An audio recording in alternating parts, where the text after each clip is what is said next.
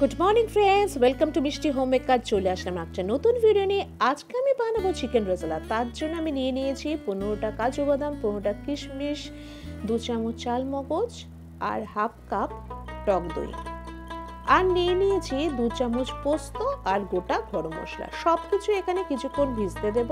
আর এদিকে আসুন চিকেনটা ধুয়ে আমরা ম্যারিনেট করি। চিকেন ম্যারিনেট করার জন্য আমি নিয়ে নিয়েছি হাফ কাপ টক দই আর 2 চামচ রসুন বাটা। রসুন বাটা আমি এই রান্নায় আর ইউজ করব না, সুতরাং পরিমাণ মতো রসুন আমি আগেই ইউজ করে দিয়ে দিলাম। কড়াইতে সামান্য তেল দিয়ে ডুমডুম করে কেটে রাখা পেঁয়াজগুলো হালকা করে ভেজে আমি মিক্সিতে দিয়ে দেব একটা পেস্ট তৈরি করার জন্য। কড়াইতে পরিমাণ মতো তেল দিয়ে পেঁয়াজগুলো কুচি করে রেখেছিলাম সেইগুলো দিয়ে দিলাম।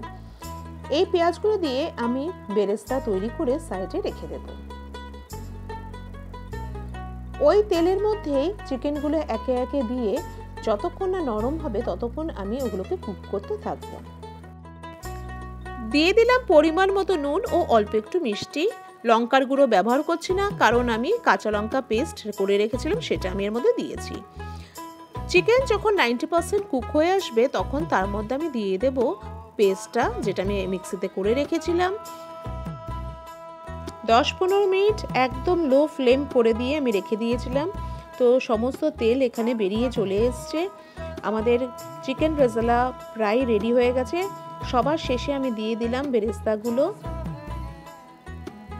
চিকেন রেজালা পরিবেশন করুন গরম গরম ফ্রাইড রাইসের সঙ্গে, অথবা লাচ্ছা পরোটা বা রুমালি রুটি, সব কিছুর সঙ্গে চিকেন রেজালাটা খুব ভালো লাগে খেতে। তো আপনারা বাড়িতে অবশ্যই ট্রাই করবেন, আর ভিডিওটি কেমন লাগলো অবশ্যই জানাবেন। আর লাইক, শেয়ার অ্যান্ড সাবস্ক্রাইব করতে কিন্তু ভুলবেন না। চলে আসবো একটা নতুন ভিডিও নিয়ে, ততক্ষণের জন্য বাই।